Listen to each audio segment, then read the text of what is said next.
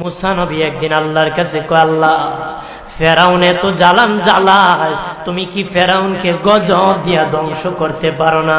আমার আল্লাহ কয়, মুসা আমি ফেরাউনকে 4টা কারণে গজব দেই না। কয় কারণে? ফেরাউনকে 4টা কারণে গজব দেই না।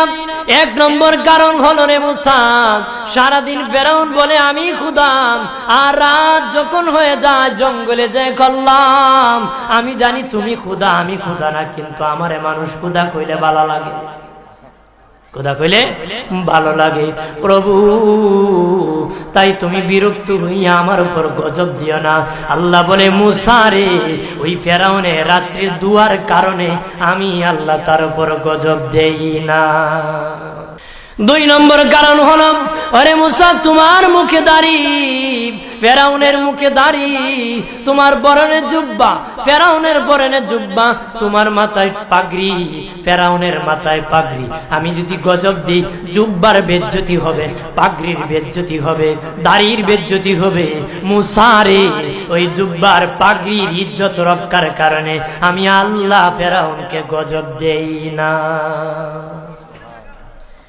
3 নম্বর কারণ হলো, আল্লাহ বলেন, মুসা রে মুসা, 3 নম্বর কারণ হলো, ফেরাউনের বাড়িতে একটা এতিমখানা আছে, প্রতিদিন